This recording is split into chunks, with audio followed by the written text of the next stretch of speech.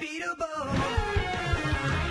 Walking down this endless highway, nothing but my friends beside me. We'll never give in, we'll never rest. Hey guys, Flame12 here. Happy Halloween, and I'm reading Pokemon Lost Silver. You see, I'm a simple college student living alone in an apartment. I was very enthusiastic about the release of Pokemon Heart Gold and Soul Silver here in the States. I've purposely locked myself out of all media and the internet aside for school purposes. That means no 4chan, no V, no Bulbapedia, etc. As I was busy with the school year and being poor at the time, I wasn't able to buy Soul Silver on its launch date. After my school year ended, I ordered Soul Silver on Amazon. However, it would take a week for it to arrive. I decided during that time I would replay my Crystal version on my Game Boy Color. However, I realized that long ago my mom threw it away because I told her the save went dead, and I was very upset about it then. She also threw away my Silver version, so all I have is my Game Boy Color. As such, I set out to GameStop and bought a used Silver version, as it's the only Pokemon game left that they have for the GBC. $10, fairly cheap. I went home and started it up for a nostalgia trip. However, that's where things started getting bizarre, and most likely the reason why you read this. The Game Freak logo started up as normal, but it just froze there. I thought the cart was just errored or something, so I turned it off and on. The same thing happened. I tried pressing A and start over and over, and all of the buttons.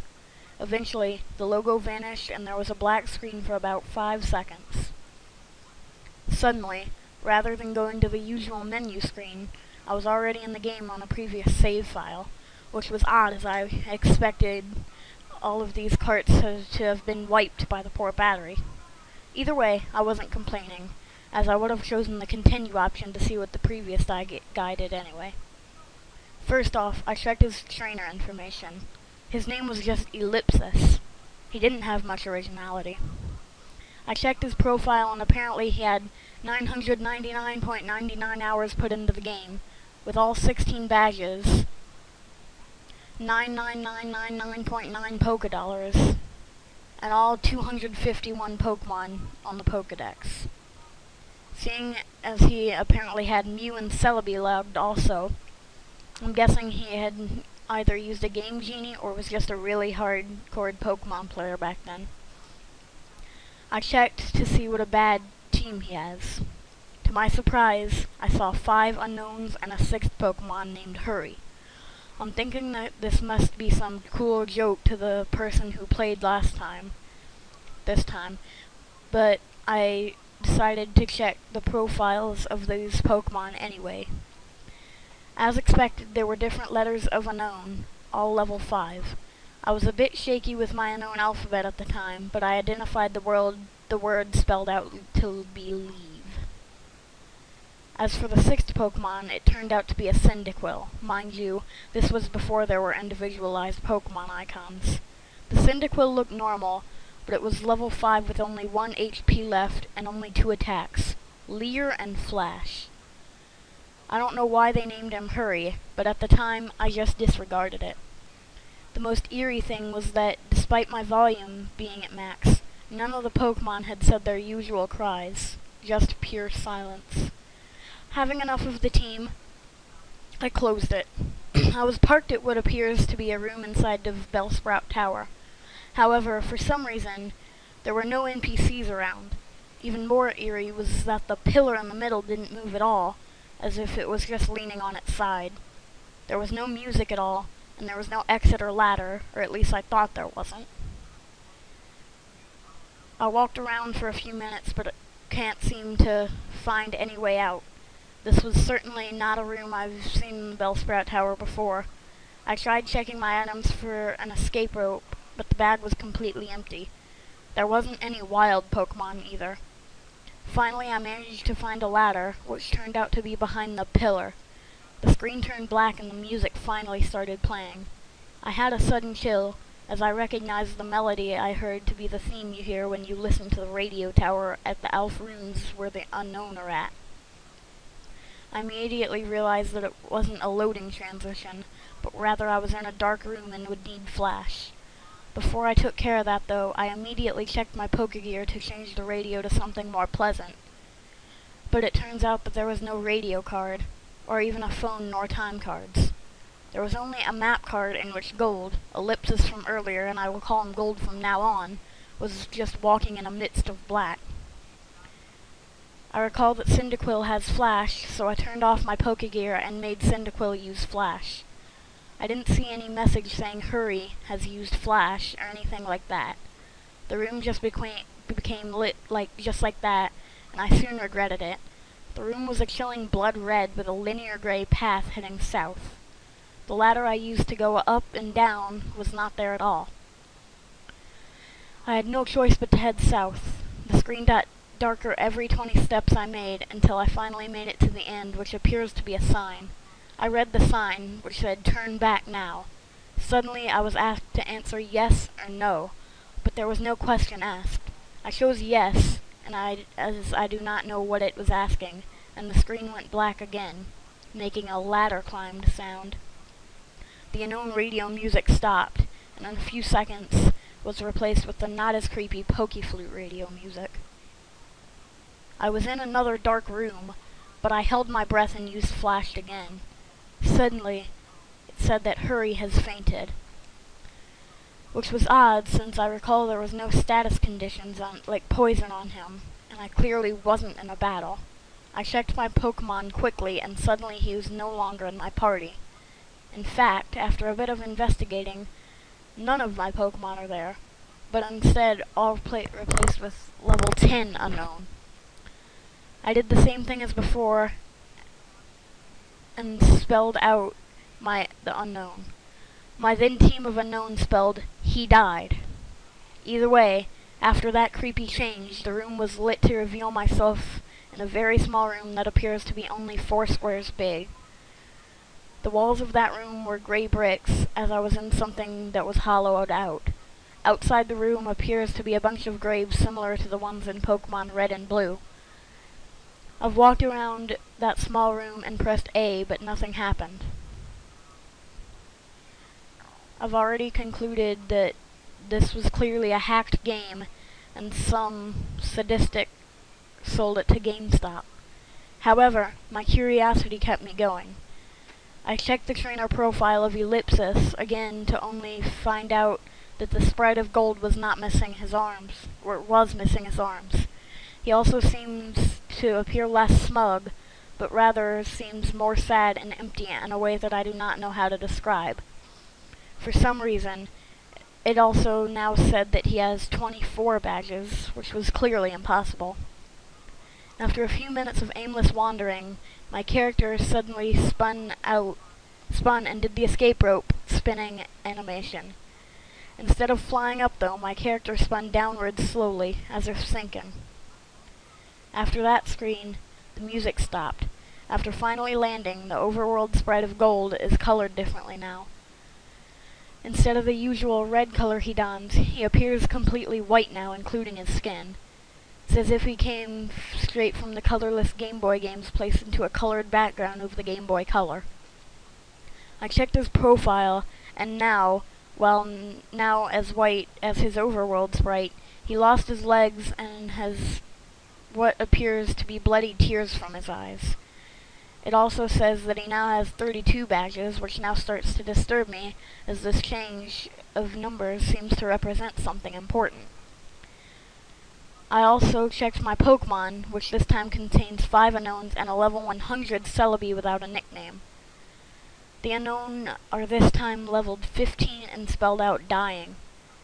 I checked Celebi's profile. It was a shiny Celebi, except there's only half the sprite. 1 leg, 1 arm, 1 eye. It only has 1 attack. Perish Song.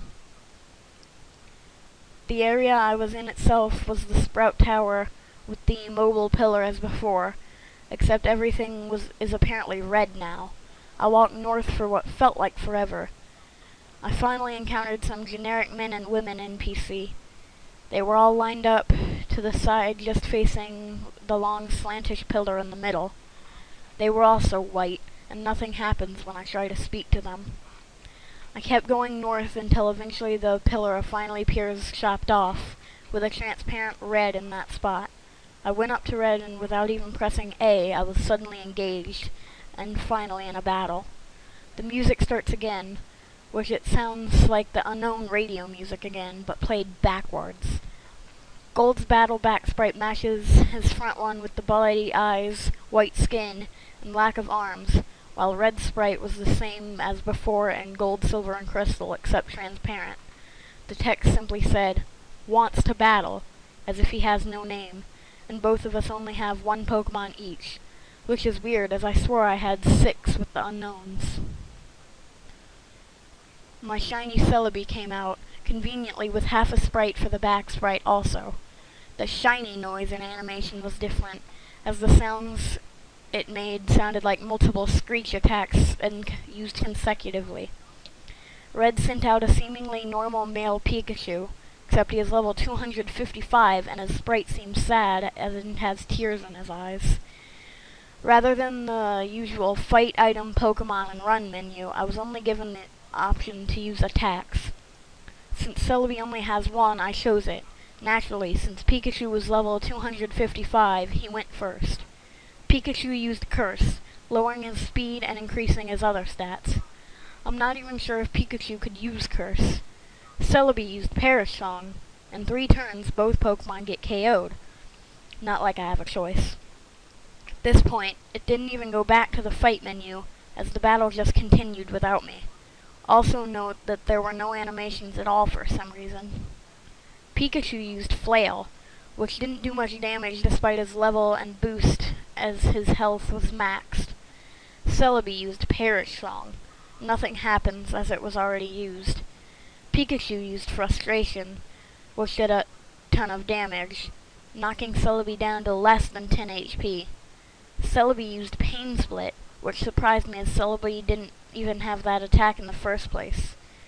Now Celebi and Pikachu only have about 150 HP. Pikachu used Mean Look. Not like that did anything.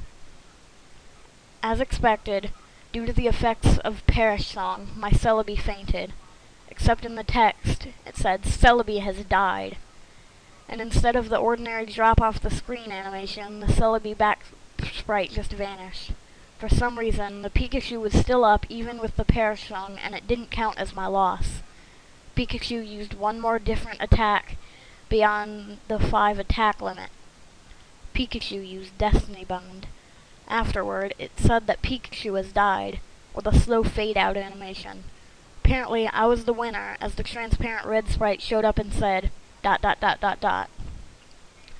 point, I just freaked out, as that transparent red was suddenly beheaded, leaving nothing but his transparent body. The battle then ended at the point, and faded out along with the music. I'm back in the overworld, with another change to Gold sprite. He's now transparent as Red's overworld sprite. I quickly checked Gold's profile, where this time the only thing that remains of him is his head, with a transparent skin. The head was zoomed a bit, showing a black void in his eyes, now stated that he has 40 badges. I then backed out and checked my Pokemon. They were all level 20 shiny unknown, which then spelled out red. No more. I was at what I now know is next to the end. There was apparently no music playing, but for some reason I still felt like something was there that could be heard. I was back in my room in New Barktown. Maybe I finally get to play this game properly, but who am I kidding? I knew that Sadistic must have done something. I walked around my room to interact with things, as I'm a bit afraid to go down the stairs to see what was awaiting down there. Note I said walked, as while the background was moving, Gold was not moving his transparent limbs at all while doing so, just floating around like those ghosts you see in Diamond and Pearl. As expected, the radio, computer, and TV did not work, so I had no choice but to go down the stairs. I ended up in the same lower level room of my house. Everything appears normal, except Mom isn't home. After failing to interact with anything in this room, I decided just to go outside. To my surprise, the door leading outside at the south didn't work, and instead I just walked straight through it to a void. I continued moving south to see what was going on. My house vanishes as I head south to the void. It was creepy when I entered the void. The outline of Gold's transparent sprite turned into white to contrast with the pitch black. Eventually, I reached a white area, and Gold's sprite turned black and transparent again. I continued south without even thinking of stopping at all. After a long trek south, I finally encountered something. It was Gold's regular sprite. I talked to it. He said goodbye forever, notably with a space in between the forever and ... and vanished. As that happened, it said, question, used nightmare. Which at that point, I would not deny that being possible.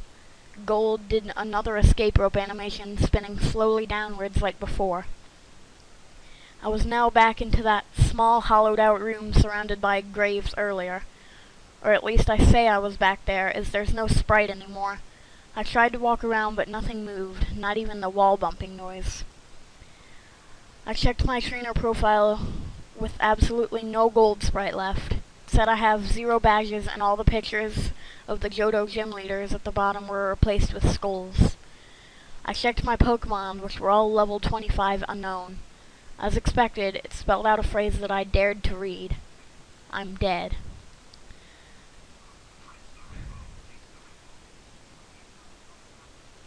As soon as I went back toward the overworld, the room I was supposedly in was then covered with the same blocks as the walls.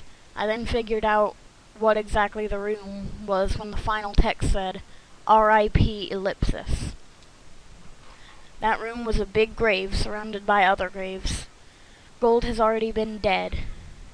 He died presumably a few years after he defeated Red. He was a young trainer who, despite his efforts in collecting so many badges and attempts at becoming a Pokemon master, was still unable to avoid the inevitable fate of death, and his efforts were eventually forgotten by the next generation. I was unable to escape from that text no matter what I pressed. I tried resetting the game, and the same thing happened, at which then I finally decided to give up on that horrible nightmare. After that experience, I will never look at the gimmick unknown the same way again. They say that only the first generation have folktales and legends, but the second generation have shown me how unpleasant the truth can be. I eventually enjoyed Soul Silver immensely, but I still can't unthink what that rigged game has told me. Sweet dreams. This one's for you and me, living